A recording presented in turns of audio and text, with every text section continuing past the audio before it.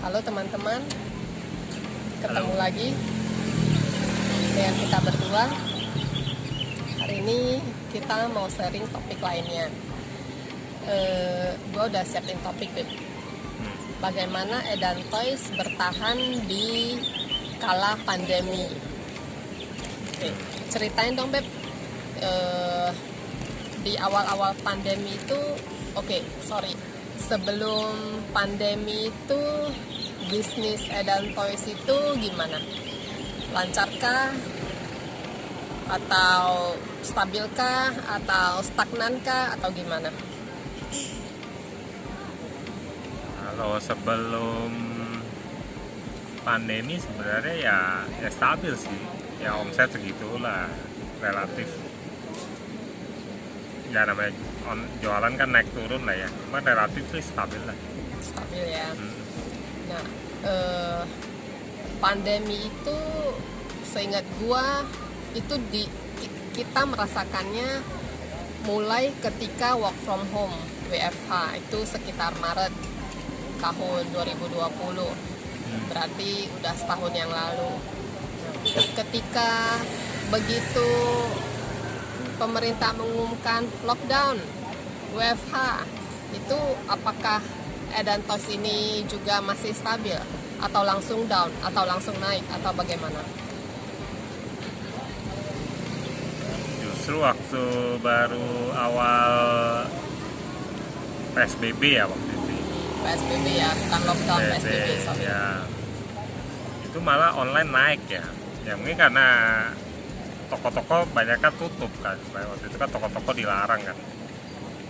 Kecuali toko-toko yang waktu itu kan menjual kebutuhan boleh buka. Nah, cuma kan kayak toko-toko ya kayak gedung-gedung perniagaan apa mall kan selalu tutup kan. Nah, justru yang naik itu online. Jadi waktu itu Edan Toys sih naik sih pas awal PSBB gitu. Yang betul waktu itu kita sempat masuk ke jual produk APD juga, waktu itu jualan face shield. Ya kebetulan supplier kita Edan Toys-nya banting setir atau merambah ke APD juga, merambah ke kesehatan juga, penyediaan alat kesehatan. Merambah lah ya. Merambah ya. Ya sebenarnya itu waktu itu nggak sengaja juga, bukan nggak sengaja lah maksudnya. Supplier mainannya jualan APD. Oke, jadi dia tawarin lo. Ya tawarin kita ya boleh juga nih jualan APD gitu kan, cobalah dikit. Waktu itu awalnya kan kita masih ragu kan, aku gak sih nih, apalagi APD gini kan udah banyak yang jual gitu. Sempet ragu juga awalnya, cuma akhirnya udah coba sedikit lah, coba dulu. Ternyata malah laku waktu itu. Ya itu sih, itu berkontribusi besar juga untuk peningkatan omset secara keseluruhan. Tapi begitu PSBB, begitu WFH, yang tadinya cuma jualan mainan akhirnya ditambah nih komunitasnya. Jatuh semuanya. Sorry guys, iPhone-nya jatuh.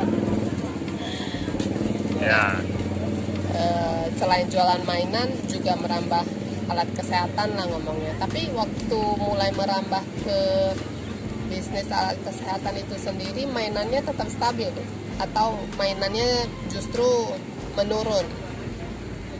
Kan namanya pandemi, namanya PSBB kan mainan menjadi barang yang kurang penting ya menurut gua nih. Nggak tahu pengalaman di bisnis itu sendiri gimana, bisnis mainan ini? Mungkin ada penurunan sih di mainan ini.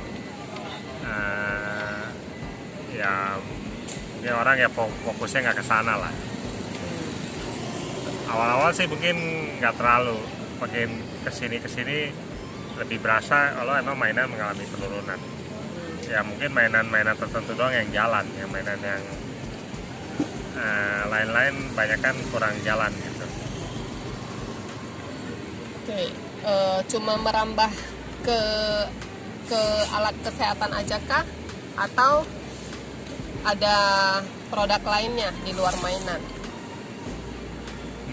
Kebetulan waktu itu kan kita mau coba juga mencari tambahan produk lain nih setelah maksudnya waktu itu mainan kita masuk ke APD jalan-jalan, nah, mulai turun lagi. Nah kita coba kerja, kita tambahin apa lagi ya.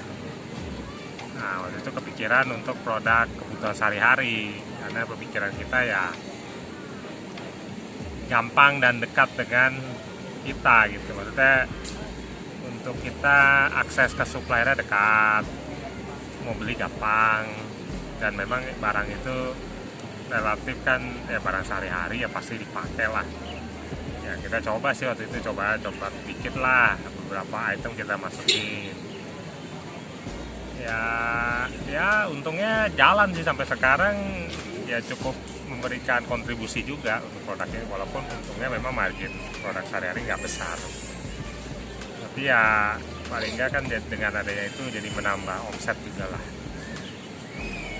Itu kan dari segi produk ya, Bib. Produknya, variannya bertambah. Tapi dari segi menjalankan bisnisnya bagaimana? Apakah ada strategi baru atau cara kerja yang beda atau apa gitu yang lainnya? Ya mungkin karena efek dari pandemi ini kan online boleh dibilang naik daun lah ya.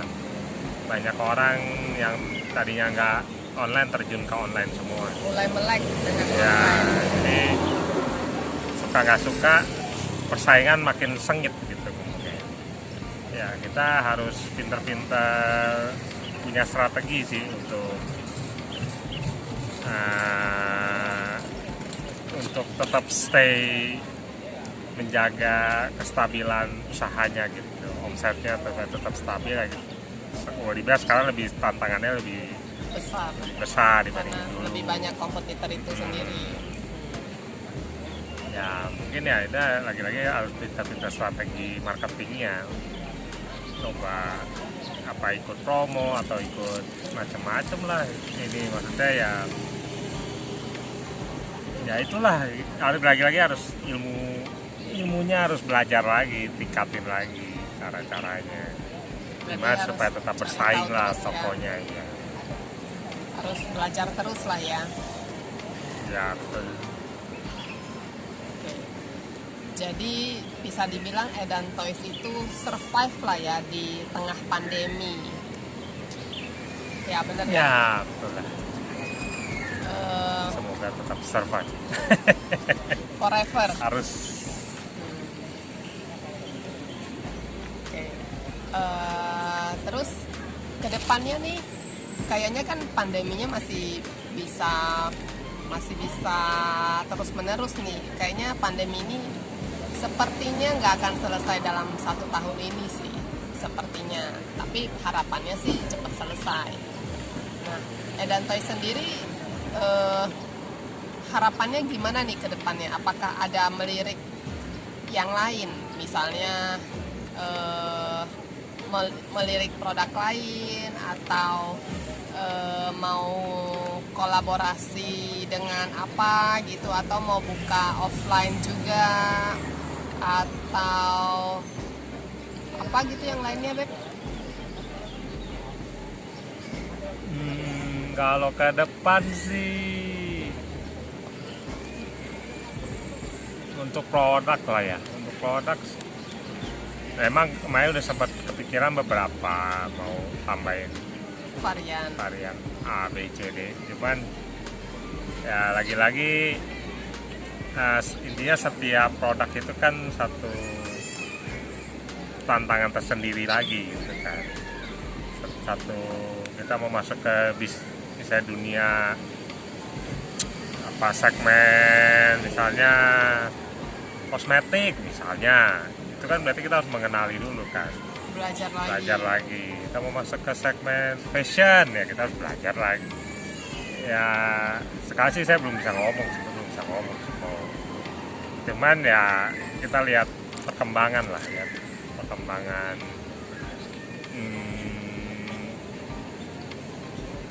apa ya, lihat situasinya gimana, lihat kira-kira barang ini bisa laku enggak gitu ya, itu nanti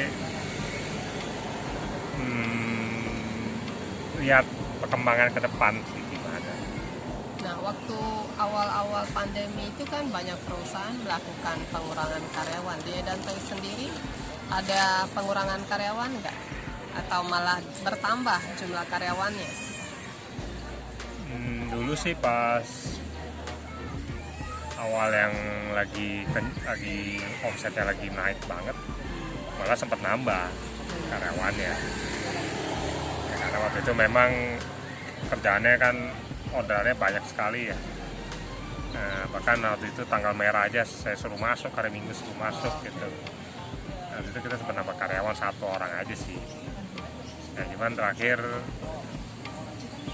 karyawan itu keluar, tapi bukan karena faktor omset yang menurun. Bukan Ya karena omset menurun, turun, makanya dia omset turun benar, ada pengaruh ya. Kalau omset turun ya kita juga harus ada efisiensi juga kan. Ya, dan kita memang lihat ya karyawan ini performnya kurang baik, ya akhirnya kita keluarin sih. Ya hanya itu aja sih. Jadi sempat masuk sekali, keluar sekali, udah itu doang. Nggak ada pengurangan gimana. Sebagai co-founder nih ceritanya di Edan Toys, gue cukup bangga karena kita Edan Toys yang dulunya kita anggap sebagai bisnis backup dari main jobnya kita, sekarang menjadi prioritas, malah menjadi main job ya ngomongnya ya. Dulu kan backup, sekarang jadi mainnya, jadi utamanya nih. Apalagi Edan Toys bisa punya karyawan, yang artinya kan si Edan Toys ini berkontribusi lah terhadap lingkungan dengan membuka lapangan kerja, dengan punya karyawan dan segala macamnya. Salut sih Beb sama Edan Toys. Oke guys, sekian dulu sharing hari ini. Intinya adalah kalau menurut gue nih ya, intinya ya, kalau lu punya basic yang kuat, lu mau diterpa pandemi kayak apa kayak, kalau memang basic bisnis lu kuat dan lu tipe business owner yang mau berkembang, yang mau maju, yang mau belajar terus, pandemi apa juga pasti bisa dilewatin, pasti bisa survive. Itu menurut gua. Menurut lu Beb? Oke, setuju. Idem. Dan See you on the next video. Bye bye. bye-bye.